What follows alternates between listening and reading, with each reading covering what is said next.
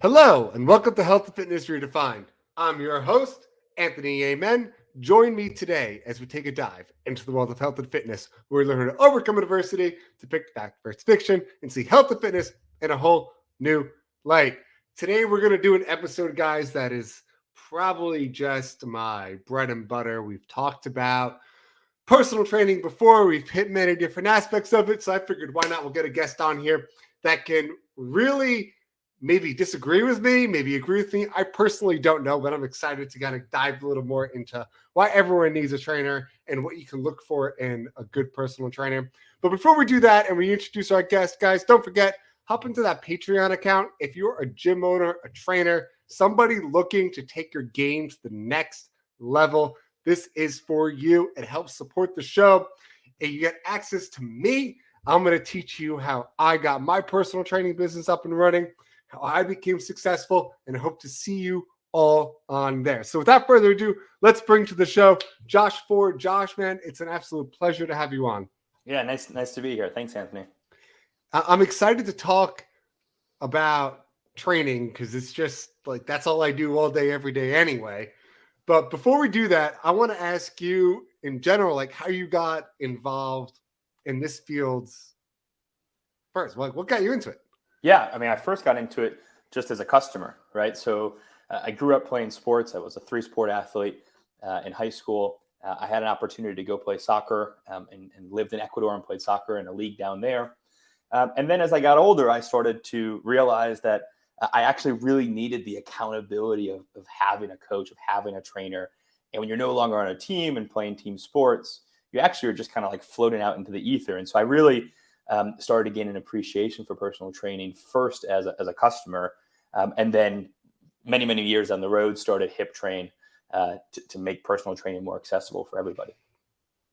Yeah, so you start like everyone else, I guess. You started off as somebody who said, "Hey, help," Exactly and then right. fell in love with it and kind of do. I got to be honest. I shouldn't be saying this stuff on a podcast, but it's okay. My favorite trainers are the ones that started off as clients. Yep. And I see it a lot because the passion they got from working in the industry and wanting to be, they loved it so much. They're like, hey, how can I take this and then make it a career, which just seemed fake to them, and help others achieve things that they never thought possible? Totally. I mean, if you think about just like even outside of personal training, the best mentors in life are the people that have walked in your footsteps, right? That have been a couple years ahead of you, who can actually say, you know what, I've been there, I've been in the trenches, like I can actually help you out. And for me, like that's what my first personal trainer was. Yeah, I definitely agree. So I'm gonna start back with you personally. Sure. You mentioned you were lost in the ether coming out of pro sports. It's just why personal training? What was that like actual thought process? I know you did it, but there must have been some pre-contemplation to it that got you thinking about, hey, this is the route I should really go to, or did someone kind of approach you about it? Yeah, well, to be honest, it wasn't my first, like the first path that I took, right? So I did what kind of a lot of people do. I went into group classes, I bought at-home equipment, I'd streamed content on YouTube and other companies. And that was great, right? But what I always found was the most helpful is when you had a buddy that was going to run with you 3 times a week, right? Or you were going to meet a guy at a gym and lift weights with them. And then as I moved around and I've lived all over the world for a lot of my life, I didn't necessarily have that buddy, right? Like I didn't have someone that I could go and run with. And so that's where I said, look, what I really need is not so much someone to teach me how to lift weights or teach me how to run, but I need someone to keep me accountable to do that. And that's where I turned to personal training, where, I knew that was the best way to get me out of bed and make sure that I was going to do what I wanted to do. It's so interesting you say that.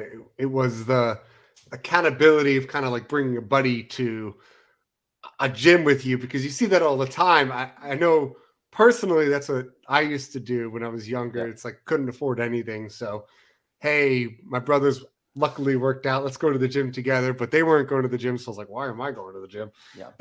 And before you know, you only end up going once that week because one brother couldn't make it and the other one's time didn't work out. And everything fell off the bandwagon, and then you're like, why am I kind of sacrificing my own health here because they can't get to the gym and I'm just too unmotivated and unaccountable to keep myself going. Exactly. And that's exactly where I was at. And, I think when we talk to a lot of our customers, that's where they are, right? Like, they tell us, hey, I used to be active, right? Hey, I used to play team sports. I used to do this and this. I moved to a new city. And all of a sudden, I don't have that consistency. I don't have that scheduled approach. And look, I mean, as much as I want to be here on the air and say, look, I love doing burpees, the secret is I don't, right? Like I'd much rather watch TV than do a burpee, right? And so I think there's an element to it where if you don't have that kind of workout buddy, it's really, really easy to slide down the path. And like you said, you then start to sacrifice your health, and then actually it's not so fun, and your life gets significantly worse when your health problems start to accumulate and add up. So do you think this is the main reason that most people need trainers? Is that accountability, that having someone there, that's their biggest reason going forward? Or is there more to it than that? Yeah, I think it depends on the person, right? I do think that for pretty much there's some super disciplined people out there, but I think those are in the vast minority. And so I think accountability is definitely one of them. I also just think having someone that knows you and knows your body and is able to just personalize things to you. Like for me, the magic of personal training is that first word, the personal part of it, right? You and I are supposed to be doing in the gym should be catered totally differently to what our goals are, to what our bodies are, to injuries that we have. And, that's where I think all of these group classes, streaming online, connected hardware businesses fall short is they're producing content for the masses, right? It's not for me. It's not for you. It's just for kind of broad strokes. And I think that's what makes personal training really, really special. Yeah, I definitely agree. And just from personal experience in this field, what you said like rings so true. I have so many clients that have told me like, I don't need you to exercise. I can go do these exercises. I'm not really correcting their form, but they're like, if I don't pay you, I'm not showing up. Totally right. So it keeps them that accountable to show up, make sure they're on time, because they can't even late cancel. Otherwise they lose a session. So that little extra pain, I guess, financially really plays a big role. And it has a lot to do with online coaching as well. I don't mean to go into a business end, but just to bring it up, where if I'm paying a business coach $1 a month, I'm probably not going to take him seriously, as opposed to paying someone $10,000 a month, which may seem like a lot of money, but the reason it works because it's a lot of money and I'm going to pay attention and listen. Yeah. Yeah. And I think that I think the hard part is not everybody has that. Right. And so I think for us, and that's really why we started HipTrain, is that we saw personally the benefits of having a trainer, but we also saw they're just like massive parts of the population that they just can't pay $10,000 a month, or they can't pay $1,000, right? And so it's how do we provide these like premium services for everybody, right? And that's, I think, what's motivated us is to figure out how do we create new models, how do we create new approaches so that, every single person, whether you are a teacher or a business person or whatever, can afford this. I want to talk about trainers in just itself and the personal aspect of it, and what they do for someone, because something you mentioned about coming up with different models. I'm going to bring up a couple of examples of how different gyms / trainers kind of operate. And I want to get some input about good, bad, ugly on all the scenarios. So this is where it gets controversial. All right, let's do it. Yeah, exactly. Every listener just like turned up the volume 3 notches. Let's start with probably the most apparent one, which is going to be big box style, we'll call it. So I'm talking your big box, 25,000 corporate owned gyms. They have yearly contracts. You're getting these trainers, they're paying minimum wage. You're hopping into a session. And before we even do this, I want a disclaimer real quick. Just because someone fits into this mold doesn't mean that a specific individual may be an outlier and may be different. Okay. All right. Back to the point. So you have this kind of model where they're trying to, these trainers don't sell. Their job is just to train. They get the minimum wage. They're in, you're going in. It's the entry of the way job. what is that like as a consumer? What's the benefit of having a structure like this? And then what's the downside of having a structure like this as far as a consumer would go? Yeah. Well, I think that, it's an easy gateway in, right? And so you're just going to go to this big box gym, and then, usually they give you, the way it generally works, they give you a free session or a couple free sessions to try to hook you on it. But I think it's an easy way to start out and get a taste for it. I think the challenge, so the bad side is generally like one personal training session costs more than your entire gym membership, right? And so you're like, well, wait a second. Like, I joined the gym because I want to pay $14.99 a month. I want to pay $24.99 a month, or I want to pay $50 a month. But wait a second, you're telling me I owe $150 for a 1 hour kind of training session. I think that's where it gets kind of slippery, where it starts to get kind of runaway on the cost. And you say, wait a second, I didn't actually sign up for this, right? Like, I got on this slippery slope. And so I think the good part is like the barrier to entry is really low. You can kind of test it out, try it out. I think the negative side of it is the cost quickly kind of dwarf whatever you're paying for that gym membership pretty quickly. When it comes to programming and working with clients, have you seen anything specific in this where that really stands out? Because I could talk to you personally where I'm paying a trainer minimum wage, I'm going to get a minimum wage trainer. Yeah. I don't know how else to emphasize that, but it's someone you're coming in, they're just kind of putting you through a workout because their buddy taught them how to exercise. This goes into previous episodes we've done. Sure. Where we talk about the importance of different certifications, knowing what certs are good, knowing what certs are bad, knowing that knowledge and experience outlies everything in this industry because it changes every single freaking day, as we learn on the show. Yeah. So it's important keeping on top of that. So what about from that aspect, like in the session itself? Yeah. Well, I think, first of all, I think a lot of the big box gyms generally just follow a program, right? And if they're following a program, that's not very personalized, right? Like if they're just going to do the same thing with every single person. But I agree. I think like their certification and their training is really important. I think their experience is really important. I will say, like anything, you can go get a $3 coffee that's incredible, and you can get a $3 coffee that tastes like, garbage, right? And so I think that, I don't know so much about whether it's how much you pay the trainer as much as it is the actual trainer. And what we've seen with trainers is it's both like background and certification, but it's also their EQ, right? It's their ability to read, like to motivate. Like part of it is the actual like physical piece of the puzzle, right? But a lot of it's that like emotional part, right? Going back to like, why do people get a trainer? It's their ability to relate to them. It's their ability to push them when they need to be pushed, but also don't push them over the edge, right? And that's kind of a tricky balance, right? You probably have seen this, Anthony, where like you just kind of have to read. You may be able to scream at me, and that's going to motivate me, but like you scream at my mom's never like she's not coming back, right? Like you've just lost a customer forever. Yeah, I'm laughing because I've had so many experiences like that. You never know, especially as a newbie trainer, because I'm sure like yourself, when you first get into it, you don't know what you're doing. You're kind of going with what you think you're supposed to be doing, but it's completely wrong. And that it's that personality and emotional the aspect of it that really plays a heavy role is how you relate to people. And you think you need to be that tough guy, bum, bum, bum, bum, bum. But most people don't respond well to that. Yeah. Instead, they respond more to, hey, you got this. It's okay. Let's keep going. And really just being yourself. And this is why I'm a big fan of, and it's not just because of the way we structure it, but I think most people should structure their businesses like this. And what clients look for in a company, if you're going the company route, is find a place that doesn't lock you into one trainer. Yeah. Because if you have a personality clash, no matter how smart and how intelligent that person is, you are not going to listen to them. Yep. It's like the common thing with like teenagers and their parents. Teenagers are not listening. They don't care. You may know so much more as the parent. You're telling your teenager, like, don't do that. That's so dumb, blah, blah, blah, blah, blah. But the teenager is putting their headphones on, zoning out. They're like, I know better, Mom. I'm like 14 years old now. Come on.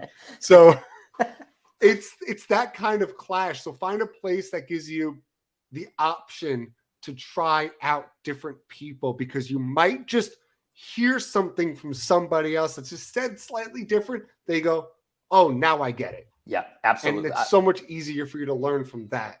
I totally agree. I've always said that finding a personal trainer is a little bit like finding a therapist, right? Or going on dates, right? And so you go on a date and you say, okay, like that was good, but you go on another date and you're like, okay, maybe that was better, right? And you start to calibrate, and it's part of it's like the actual customers doing some self-reflection and saying, what am I looking for, right? Like, you may fill out an intake form, you may say, hey, I want this, but ultimately you might want something a little bit different.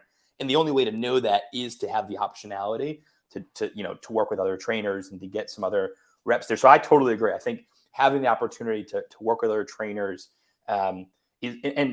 even if all trainers are incredible from a certification and background perspective, like we said, like they all just have different vibes to them. They have different personalities.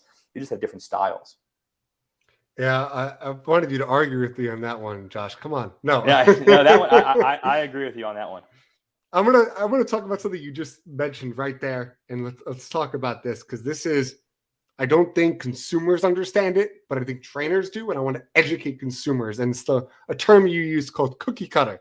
Yep. So a cookie cutter plan just basically means that it doesn't matter if you're Joe Schmo or John Doe, you're doing the same exact exercise with the same exact people.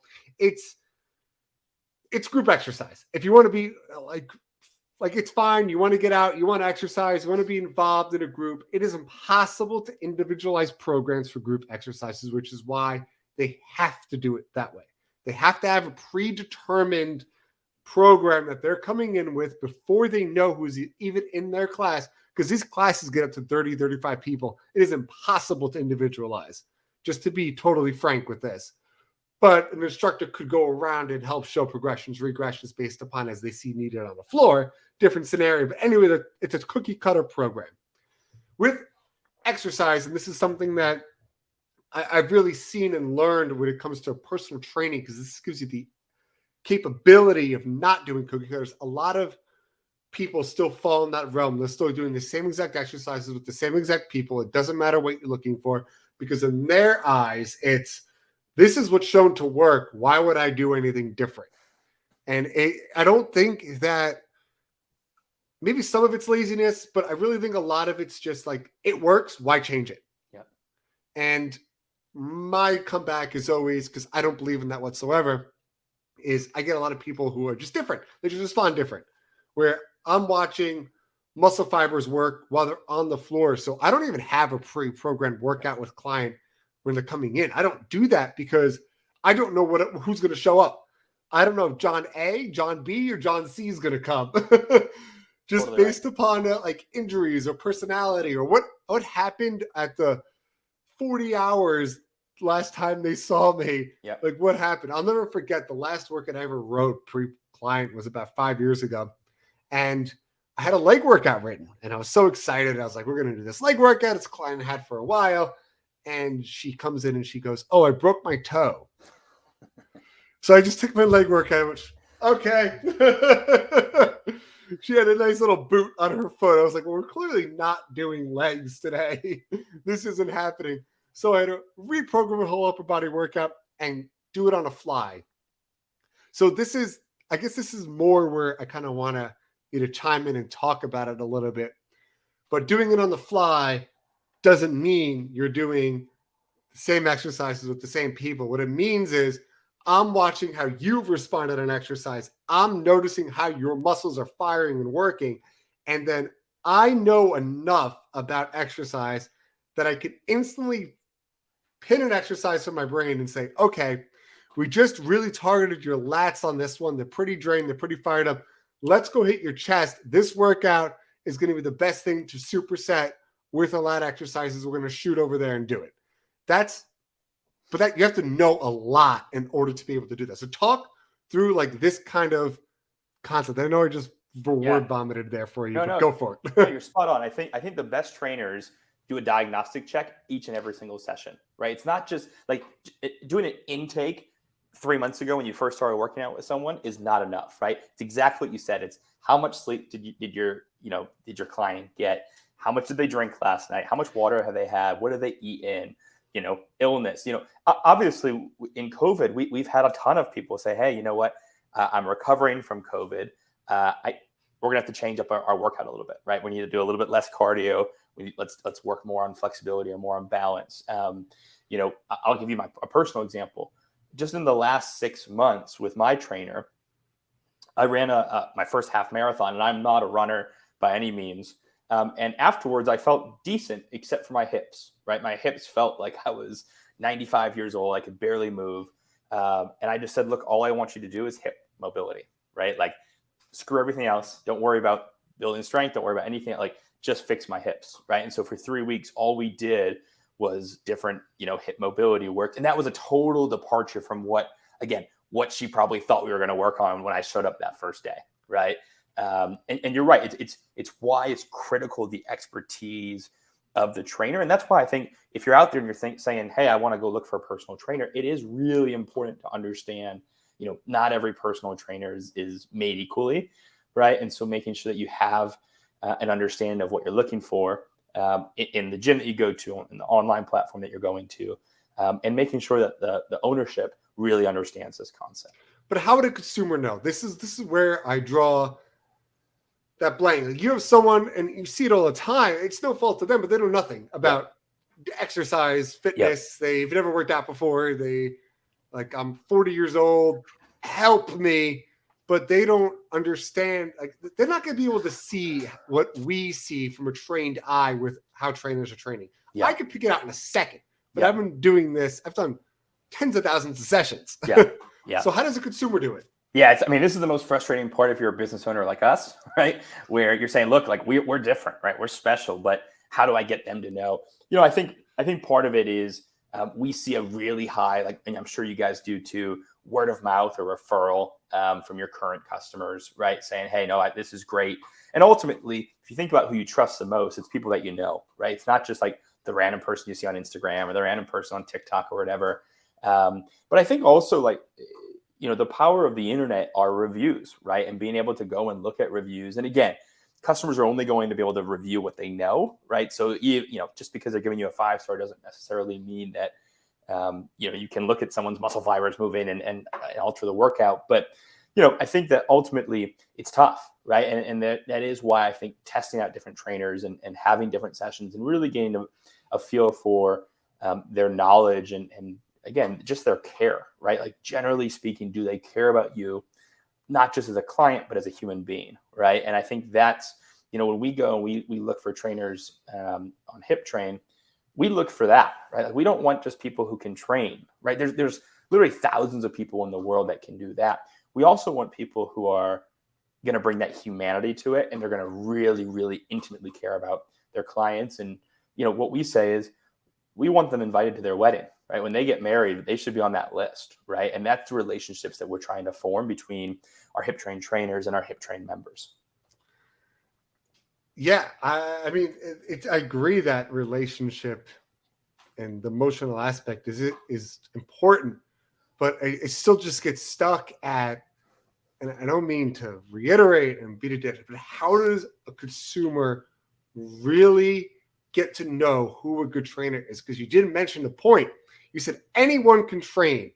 I can take somebody off the street and say, hey, kick my butt, and they can leave me panting and passed out and kick my butt, and I'm going to say that's a great workout? No.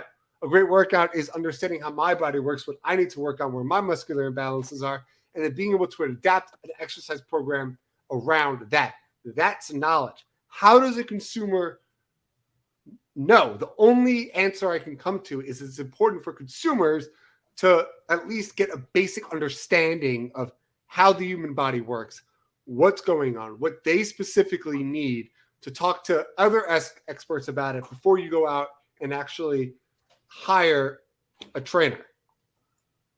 Like, am I wrong here? Yeah, look, I think in a perfect world, yes, we'd love that, right? Like, we'd love for people to really understand, and we won't get into like the education system or what people are taught or not taught in schools, but yeah, I think I think that's the hard part with everything, right? Think about just like general medicine, right? Like, how do you know your doctor knows what they're doing or not doing, right? Like, you don't, right? Like, and when I go to the doctor, like, who am I to push back on someone who has an MD, right? Like, you just kind of like hope that they're right. And that's why people say, well, get a second opinion, right? Like, that's anytime that you have anything serious, the number one thing you're going to hear from folks is you should get a second opinion, right? And probably you should get a third and fourth, you should probably get a bunch of opinions to make sure that at least it's directionally true. And I think this is one of the challenges, I think, of just the overall health and wellness space is, the expertise of your average person, and I'm putting myself in that bucket, right, is just like, it's just not that high, right? And so, I may be on the better end of that spectrum, but it's still like, there's still so much for me to learn. And there's going to be areas where,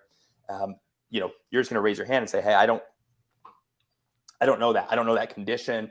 I don't know that injury. And so that's where I think also you've really got to, as a consumer, make sure that you're sharing the injuries that you have, you're sharing as much as you can, and really making sure that your trainers has expertise and experience in that. Not just, can you train a 45-year-old man or a 60-year-old woman, but like, can you train someone with rheumatoid arthritis who is, X, Y, and Z and has, this health history. And that's where I think that like consumers just really need to have a high bar for, who they're allowing to put together their workouts and their training regimen. Yeah, I definitely agree. And I have a really high heated question for you that I think is really going to draw a reaction and no one's going to want to miss. But first, we're going to grab a quick word for our sponsor, Psych. We'll get back to it. So bear with us 1 second, guys, and we'll be right back. Thank you to our sponsor, Hydronique Hydration Electrolyte Powder Drink Packets. Started in the midst of the pandemic, the founder of Hydronique Hydration, a frontline healthcare worker, started developing constant headaches. A landmark research study published early during the pandemic showed that 81% of frontline healthcare workers developed new headaches, mainly because of their PPE, which prevented them from eating and drinking properly while on the job. He would leave work tired, dehydrated, and burnt out. The founder looked for a healthy drink with all the necessary vitamins and minerals, but with no sugar. But most powdered drinks in the market have a ton of sugar and caffeine.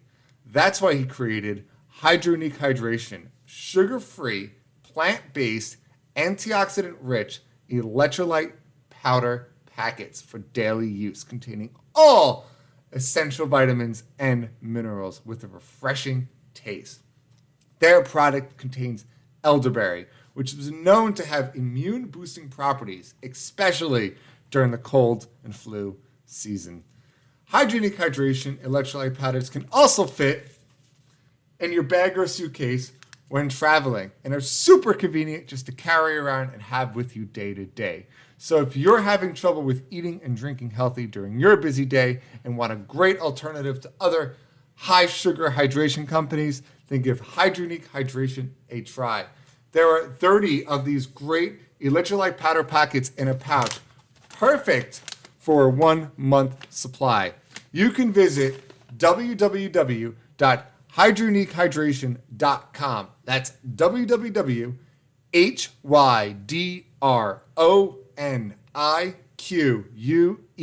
hydration.com. It's the word hydration and unique mashed together. Or search Hydronique Hydration on Amazon, where they are offering a $10 discount coupon at checkout. Anyway, guys, links in the bio. Please go check them out. Thank you again to our sponsor, Hydronique Hydration. I drink these packets almost every single day. They also have a ton of great vitamins and nutrients in them, including vitamin C, the elderberry mentioned, magnesium, and zinc. So even if you have a little night out with too many drinks, or you had a really good workout, because I hope that's the reason, grab one of these packets today, pick it up. Now back to the show. Hey guys, and welcome back. We got Josh Ford here talking all about what to look for in a trainer, how to find the right trainer, what, as a consumer, it's like health. There's so much going on, so much information out in the field. And I got a juicy question for you. All right. All right. So as we all know, there is a stigma evolved around personal training. That stigma being that why would I want to work with somebody that isn't in shape themselves?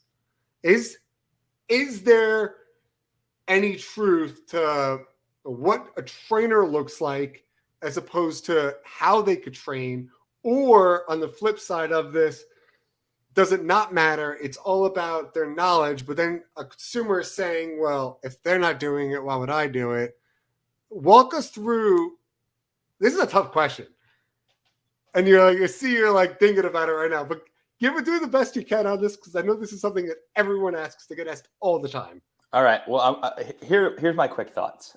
We're in March Madness right now. For any of you basketball fans, if you want to go and look at, I'm a big UNC fan. I went to UNC Chapel Hill undergrad. Roy Williams was our Hall of Fame coach, right? Roy Williams was a horrible basketball player himself. He'll admit that. One of the best coaches to ever coach the game, right? So I think that having a personal trainer and what they look like is not going to necessarily mean whether they are good or bad, right, as a trainer. And I think it's important to call that out. Now, I get the aesthetic piece of it, right? Like, if I want to be Arnold Schwarzenegger and my guy looks more like a stick than Arnold Schwarzenegger, then like, how is he going to get me there? Because clearly he's not doing that. In the same token, their job is not to like replicate their own body. And in fact, if that's what they're trying to do and kind of impose their own regimen on their client, I'd actually argue they're not that great of a trainer, right? Their job is to make whatever their client's goals happen, right? And so if my goal is to be able to do a split, well, like my trainer may not be able to do a split, but like that's we got to get me there, right? And their job is to figure out how do we work with my body type and my workouts to do that. And so yeah, I would actually say no. I think it's a little bit. I get it, right, from a consumer perspective, but in the same token, their job is not to make a carbon copy of themselves. Rather, it's to take you from point A to point B, where hopefully the clients define point B. And you said it without saying it, so I'm going to say it for you. You're not going to work out with a buddy. Back to what we brought up before. If you were going to go work out with a friend, you're going to want to get exactly the same look and appeal that is there, as opposed to hiring a trainer that might have different goals than you, a different understanding, and they're going to take their knowledge and teach you. The best coaches are the worst athletes. Yep. And I think you see that all, like you said, in pro sports. It is significant. It is a totally different skill to be an athlete than it is to be a coach. Absolutely. Yeah. I mean, I think, and in some ways, I think sometimes you're not great athletes are forced to just understand the physics behind it. They're under the strategy behind it at such a high level, even just to be an average player in their prime. Right. And so when they move from a player to a coach or a client to a trainer perspective, that's where you actually get that, what they're amazing at. Yeah, I definitely agree. I think there's an aspect of, hey, like, don't just not work out at all. Right. Like that. But have the understanding that it doesn't matter what somebody looks like. It's more about their knowledge, which comes back to my original point of education. Take time to learn about, maybe you have RA. Take time to learn about rheumatoid arthritis, what you should and shouldn't be doing while exercising. Don't tell your trainer that you looked it up, and ask. Yeah, exactly right. Yeah, and if you hear something that's totally contrary to that, well, that should be a real red flag, right? Like, again, it's just like going out there and finding a therapist, dating someone, a doctor. You should be absolutely an informed consumer, right, in all things. And the more that you can inform yourself, the higher of a bar you can have for a trainer. And and again, some people are going to come with acute needs, and some people are going to say, you know what, I just want to be active, right? Like, what's crazy to me, Anthony, is like 3/4 of the American population don't meet the CDC's like activity recommendations. And they lowered it like 6 years ago. Yeah. And these are not like go run a marathon or do 100 push-ups in a row, right? This is like go outside for 30 minutes and walk around a couple times a week, right? This is very obtainable, but the problem is like we just don't have that. And so I think the other thing that I'm truly passionate about is how do we make it that everybody has a personal trainer, whether they're looking to like run a marathon and get a best, hit a PR, or lose 40 pounds, or tone up for their wedding, or they're postpartum and they're working with a new body after having a kid, or they're just normally going through life and they just want to make sure that they're getting 2-3 workouts a week in. And it's, again, going back to what we started the show with, they just need some accountability. They just need somebody to say, hey, let's do it. Right. And that's what they're looking for. I'm going to ask you a question, and this question I didn't answer in itself, so just chime in on this. All right. But You asked, how do we get everyone a trainer? I think the first step is actually insurance companies to wake up. Yeah, I agree. You want my honest opinion? Yeah. Wake the hell up, insurance companies. You're paying tens of thousands of dollars. It's like something ridiculous, like $15,000 a night. That's before doctors visit you for every night you're at the hospital, where most diseases you're in the hospital for could have been prevented through proper diet and exercise. Totally right. So they're paying billions of dollars for keeping these people healthy and alive in a hospital when they could have saved like 800 million. I'm making up numbers here, but it's a ridiculous amount if you go look it up. 800 million if we would have just taken care of ourselves more and maybe like actually went outside for a half an hour twice a week. That was all we needed, and then could have saved. So then you have the flip side where now a lot more billing hits the hospitals. So the insurance companies are paying out more. So since they're paying out more, they're going to pitch it back to the clients of the insurance companies. So our insurance rates are going to go up. So then we're still paying out of pocket for it. So now my insurance is higher because we're not taking care of ourselves. The insurance companies are paying more. So something's got to give in this situation. Otherwise, it's going to get more and more of a buildup. And I think the solution is insurance companies to incentivize, reimburse, pay for personal training, not just gym memberships. I've worked at gyms. People literally come in, scan, and leave. There's no one checking. No one's going to say, oh my God, you were there 10 times in the last 6 months. And it's ridiculous. So having that trainer, having that program, having that someone kept accountable, showing up, doing the exercises and working through it is going to keep you alive longer, keep you healthier, keep you off of medication, and help save hundreds of hits. Maybe insurance will go down if we just all did this. I could not agree with you more. My dream with HipTrain and with all personal training is that it is covered by insurance, because ultimately when we think about like the American healthcare system, we are only a sickness system, right? We treat you when you get sick and it's already a problem and you're already dug yourself into a hole, right? We do very, very little of preventative work, right? We do very, very little in, nutrition training is just not part of what we're trained in school, right? Like ideally, you shouldn't be graduating high school without having a real grip on nutrition, right? And there's so many things about this, and that was the motivating factor for us with HipTrain, right? We said, okay, we understand it's too damn expensive for so many people, and it's daunting, that price point, but how do we bring that down? And so we've been able to bring it down significantly by kind of leveraging our marketplace of trainers around the globe. And that's why you can do it for $5.99 a session. But even then, that adds up over time. And so I 100% agree that if we want to change how our healthcare system works, we actually need to create a healthcare system and not a sickness system. Yeah, it's more of the preventative side and really hitting this. And I just get so fired up because when I did my episodes last year and all the stuff that was going on, and people ridiculed me about, it's not the fact that people aren't dieting and exercising. Well, it turned out it was. So we go back and look at the data. We could have saved hundreds of thousands of lives if we just took better care of ourselves before this pandemic even hit. And that's should have been a rude awakening for people. That should have been, hey, this is the point to push. Let's get more parks open. Let's get more people outside. Let's get more people to the gym. But that's still 2 years in, and we are at that point of 2 years now that there's no one's still saying, get to the gym, go hire a trainer, go exercise. That still hasn't been talked about when that's been shown to be the biggest reason people are being in the hospital. Yeah. And that the sad part is, you're right. I mean, COVID has been, front and center for all of us, no matter where you live in the world, for the last 2 years.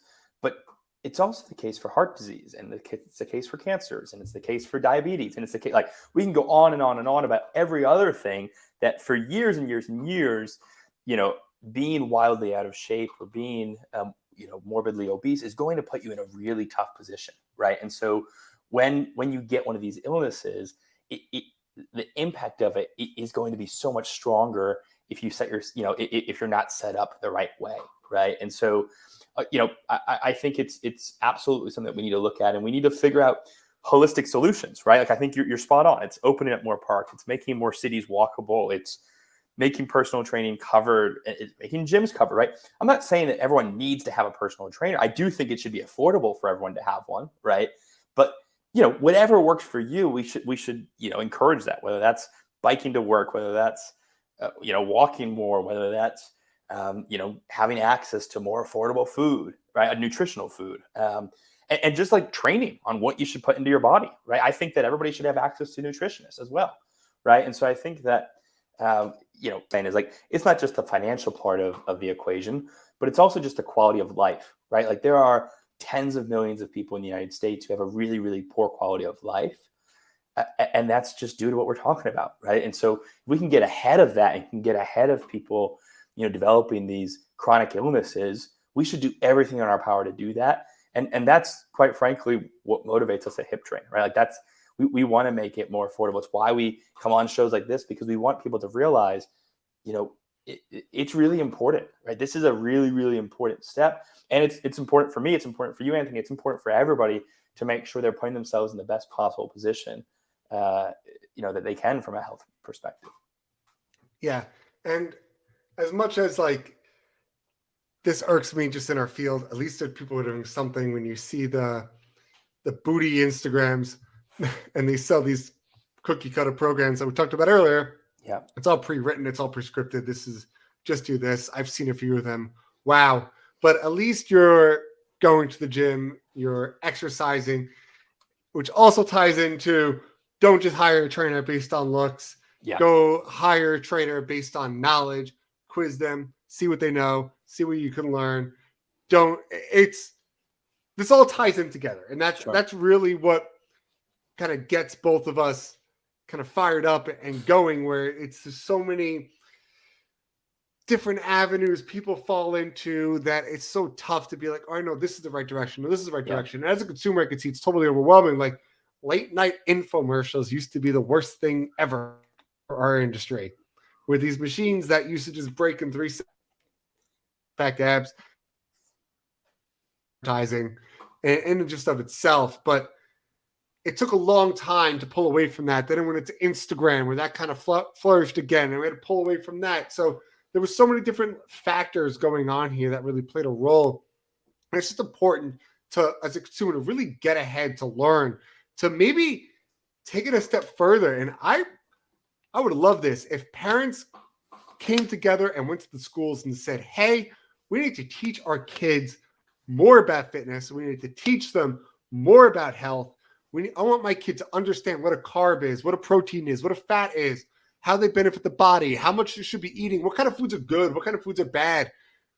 If the schools took that step, then maybe we would have a better problem. Maybe the cafeteria food, like we talked about in that 2-hour episode we did about childhood obesity, the cafeterias took a stand and said, hey, let's stop saying pizza's a vegetable and really serve healthier options in school, because that's where you're going to develop your habits. If schools came together and offered more physical education, like the one school in Ohio did that improved all the kids' grades, it would cure so many counts of ADD that really are just kids that are sitting around all day, not getting enough exercise. Yep. Not to say that's not that's every case, but it is some cases. They just don't move, and kids need to move more than adults. They need to get out. They need to run. They need to be engaged. Instead, they're going to school, they're sitting all day. Then they're coming home, they're playing video games, and they're sitting all day. They're watching TV, they're sitting all day. They're not going outside, playing sports, and doing all this because there's too many other distractions in the world.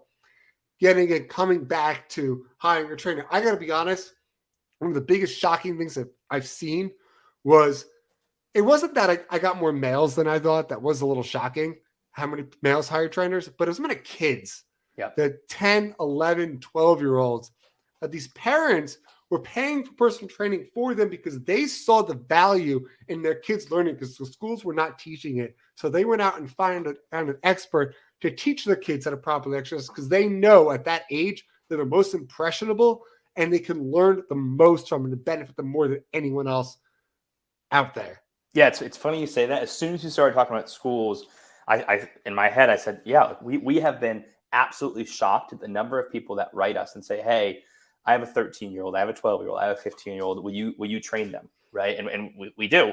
Right. And we're thrilled to do so. But it's exactly what you're saying. It's, they want to make sure they're developing good habits. They want to make sure they're really learning about their bodies then, because hopefully they have another 70 years of healthy living, because they've put in the right habits at that age. Right. And they actually have set themselves up for success. And, I think that, that's as much as we'd love for the schools to do that, and hopefully at some point they will, right? But I think that everything that we can do, and I think about this all the time with my nephews or my nieces, of just like, how do we help them develop good habits, whether those are good habits with social media, good mental health habits, good physical health habits, right? And you pointed to this about mental health aspects, right? And just for me, physical exercise is, whether I'm in a good headspace mentally, it's pretty much the most important determinant is whether I've worked out or not, right? If I don't work out a day or 2 days in a row, you do not want to be near me, and I'm all over the place, right? I really am all over the place. And so,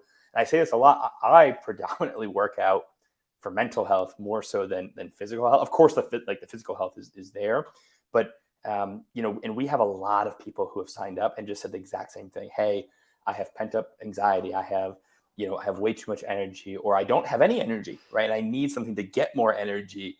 And I'm actually doing this not because I want a six pack, not because I want to look great in a bikini or a great, with my shirt off at the beach, but I'm actually solving for mental health through physical health. Yeah, I couldn't agree more. Mental health by far is the most important reason that people sign up. I do it myself. I work out more for mental health than anything because I'm so stressed doing the amount of things I'm doing. It keeps me mentally clear. Yeah. And I just flat out agree. And I love that reasoning, but I want to start wrapping this up, Josh. Sure. So last two questions I ask everyone. Take 1 or 2 sentences, summarize this episode. What's the take-home message you're leaving to our listeners? Yeah, great. So I think at the end of the day, the number one thing that I want people to come away from this episode is the importance of having someone to personalize your fitness journey, right? And that it's actually possible, right? It's why we started HipTrain. It's why we have the pricing structure that we do, is because we don't want this to have to, it's literally cheaper to do a HipTrain session than it is to buy a fancy drink at Starbucks, right? And we think that's how society should work, right? Is that you should be able to get the health services and personalized services. And I think the second thing that I want people to take away is just having a personal trainer is for everybody, right? It's not just for elite athletes. It's not just for millionaires. It's not just for people with an injury, right? It's for anybody, right? We have people who are on our platform who stretch, right? They're in their 70s and they're looking to increase flexibility and balance as they get older. We have people who are on the platform looking to lose weight. We have people on the platform who are getting ready for their wedding and they want to make sure that they feel good and look good. And back to the mental health part, they're really, really stressed. Planning a wedding is a really stressful thing. So getting that pent up stress out a couple times a week is actually really critical for them. So I think just knowing that a personal trainer is for everybody and not just something for, a small population of folks. I totally agree. And then last question, where can people find to get a hold of you? Give all the good stuff. Yeah, absolutely. So you can find us HipTrain.com. So it's just HipTrain.com. Reach out. I will personally answer a lot of your messages.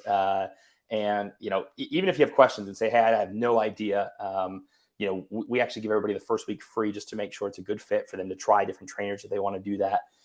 So anything that you need, I'm happy to be of assistance and happy to share my own fitness journey and struggles and peaks and pits, and we all have them, right? Like nobody has a perfect, it may look like that on Instagram, but everybody has a unique fitness journey and health journey. Yeah, definitely agree, Josh. And thank you so much for coming on. And thank you guys for listening to this week's episode of Health and Fitness Redefined. Don't forget, hit that subscribe button and join us next week as we dive deeper into this ever-changing field. And remember, fitness is a journey, not a destination. Until next time.